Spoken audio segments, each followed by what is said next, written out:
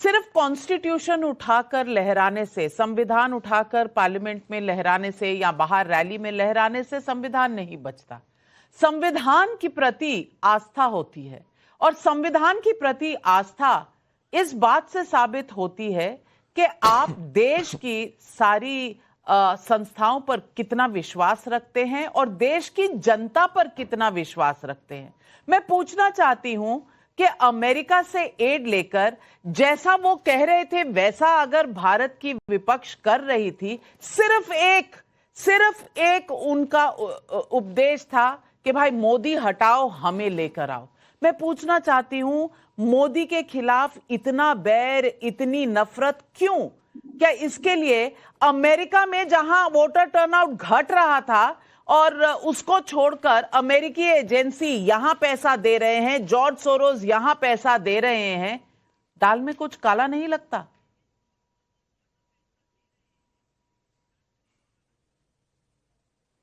नहीं, पहली बात तो मैं समझता हूं कि डोनाल्ड ट्रंप के बयान पे आप चर्चा कर रही हैं, पूरी डिबेट आपकी डोनाल्ड ट्रंप के बयान पे सीमित है। तो भारतीय जनता पार्टी को भी और हमारे मीडिया को भी डोनाल्ड ट्रंप को इतना सम्मान नहीं देना चाहिए और उनकी बात पर इतना विश्वास नहीं करना चाहिए, क्योंकि इस व्यक्ति ने जितना भारतीयों का अपमान किया है और भारत का अपमान किया उतना इतिहास में किसी ने नहीं किया।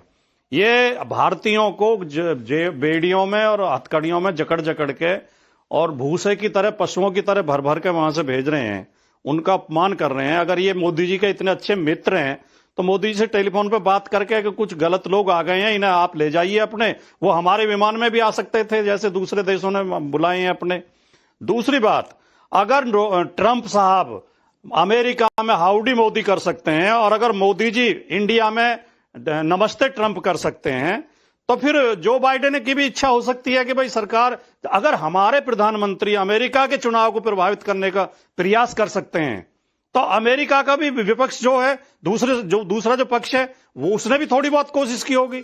ये मैं समझता हूं कि अमेरिका की अंदरूनी राजनीति है, अमेरिका की अपनी राजनीति है। उस राजनीति के चक्कर में उनकी राजनीति का मोहरा बनके हम अपने ही लोगों के खिलाफ संदेह पैदा कर रहे हैं, अपने ही लोगों पर आरोप लगा रहे हैं, अपने लोगों को देशद्रोही सिद्ध करने की कोशिश कर रहे हैं। राजकुमार भाटी, ऐसा तो संभव नहीं है। जब राहुल गांधी ने लंदन में स्पीच दी थी, नहीं राजकुमार भाटी जी, जब राहुल गांधी ने लंदन में स्पीच दी थी कि यूरोप को, अमेरिका को देखना चाहिए, भारत में लोकतंत्र खत्म होता जा रहा है, आप लोग यहां आराम से बैठे हैं, ये नसीहत तब नहीं याद आई थी आपको? ये नसीहत अब याद आ रही है आपको जब चिड़िया चुग गई खेत? सवाल ये है कि तब आपको नहीं लगा था कि अमेरिका और यूरोप से मदद मांगना गलत है किसी भी लोकतंत्र के लिए, और वो भी भारत जैसे स्वाभिमानी लोकतंत्र के लिए?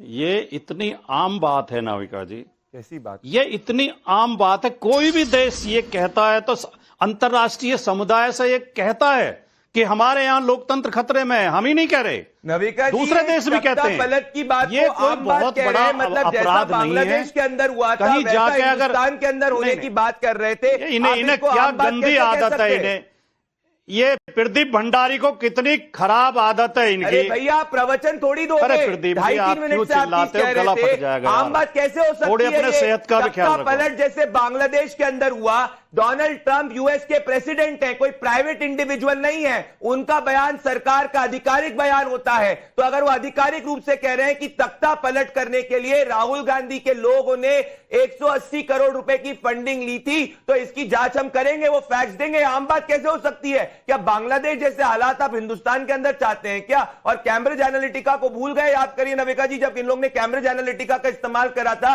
जिसमें वो एल्गोरिथम के जरिए हिंदुस्तान के इलेक्शन प्रोसेस को इन्फ्लुएंस करना चाहते थे। हर बार ऐसा हुआ है। चाइनीज से सीक्रेट एमओयू देश को नहीं पता, निकलिस बन को कह रहे हैं हिंदुस्तान इंटरफियर करे। क्या देश के अंदर के भारी ताकतें इंटरफियर करेगी? ऐसा नहीं है पहली बार हुआ, हमने देखा है कि अमेरिकी इलेक्शन के अंदर भी कैसी बाकी ताकतों ने इंटरफियर किया है। भाटी जी, नेशनल सिक्योरिटी की बात है, कोई नॉर्मल डोमेस्टिक पॉलिटिक्स की बात नहीं है ये। भाटी जी, आप कह रहे हैं ये आम सी बात है? आप कह रहे हैं ये आम सी बात है? आप चाहते हैं अमेरिका हमारे देश के लोकतंत्र में हस्तक्षेप करे, यूरोप हस्तक्षेप करे, आप ये चाहते हैं? हाँ, अमेरिका भारत के लोकतंत्र में हस्तक्षेप कर रहा है या नहीं कर रहा, लेकिन प्रदीप भंडारी टाइम्स नाउ के एडिटोरियल में हस्तक्षेप खुल्लम खुल्ला कर रहे हैं। ऐसा लगता है कि टाइम्स नाउ का नियंत्रण प्रदीप भंडारी के हाथ में चला गया है। राजकुमार भाटी जी, मैं एंकर नहीं, मैं एडिटर नहीं, मैं शेरनी हूं। मुझे अपना चैनल कैसे चलाना है एडिटोरियली, इसकी नसीहत ना आपसे चाहिए ना प्रदीप भंडारी से चाहिए। और मैं कैसे अपना एडिटोरियल, प्रदीप भंडारी जी मेरे सामने बच्चे हैं, नहीं ये बच्चे हैं, 30 साल का अनुभव है मेरा, ठीक है? तो आप कम से कम इसकी चिंता ना करें, मैं देख लूंगी, आप अपनी बात करें। नहीं, हमें चिंता करनी पड़ेगी। लोकतंत्र में मीडिया का बहुत बड़ा रोल है। अगर मीडिया को इस तरह नियंत्रित किया जाएगा, आपने एक शब्द नहीं बोला, प्रदीप भंडारी कह रहे हैं 2-2.5 मिनट से भाषण दे रहे हो, चिल्ला रहे हैं बीच में, आपकी डिबेट है नाविका जी, आपको कंट्रोल करना पड़ेगा। आपने मेरे बीच में बोला, मैं एकदम चुप हो गया। हम आपका सम्मान करते हैं और करना चाहिए, तो आपको क्योंकि आप समय तो एंकर हैं, आप डिबेट की संचालन कर रही हैं। काउंटर का समय दे रही हूं प्रोफेसर साहब, काउंटर का समय स्कूल बाद में खोलिएगा, पहले डिबेट पर काउंटर कर लीजिए। आपको मैं आपकी शिष्या बन जाऊंगी। आपके स्वाभिमान को तुरंत ठेस पहुंच जाती है। आपको जरा सा आईना दिखा दो, आप तुरंत नाराज हो जाती हैं। कमाल है, आप तुरंत नाराज हो जाती हैं। मैं नाराज ना हो रही हूं, मैं महान आदमी वो होता है जो हर किसी से सीख लेता है। फिलहाल आप इतनी नाराज होती हैं, मुझे मत सिखाओ मां। ये आप व्यंग में कह रही हैं। आपने प्रदीप भंडारी को जरा भी नहीं टोका। आप बिल्कुल आस्था जैसे आस्थावान भक्त होते हैं, नहीं सुनते हैं आप, इनकी बेवजह की बातें सुनने की चुप बैठ जाते हैं और हमें टोकती हैं आप। हर जगह यही होना होता है जब इनके पास और ये टाइम्स नाउ चैनल के लिए भी अच्छा करने होते तो ये राजकुमार भाटी जी, मैं आपको 30 सेकंड देती हूँ, आपको कुछ कहना है तो कहिए, नहीं तो आनंद दुबे जी भी बैठे हैं, वो भी अलायंस पार्टनर है आपके, उन्हें भी कहना है कुछ, उनके पास भी जाना है मुझे। आप बोलिए ना। मुझे केवल बहुत विनम्रता के साथ इतना कहना है कि भारतीय जनता पार्टी का आईटी सेल और भारतीय जनता पार्टी का समर्थक मीडिया लगातार ये षड्यंत्र करता रहता है कि सारे विपक्षी देशद्रोही हैं, ये विदेशियों से मदद लेते हैं, मोदी ने ही सारी देशभक्ति का ठेका ले रखा है, भारतीय जनता पार्टी देशभक्त पार्टी है। जबकि अगर ईमानदारी से हम समीक्षा करें तो सबसे बड़े देशद्रोही ये बीजेपी वाले ही सिद्ध होंगे। ये हमेशा देश के खिलाफ काम करते हैं। चलिए, ये हमेशा ये आपकी राय है, बिल्कुल आपको पूरी स्वतंत्रता है ये कहने के लिए, लेकिन मेरे हाथ में यूएस एड का पूरा डॉक्यूमेंट है।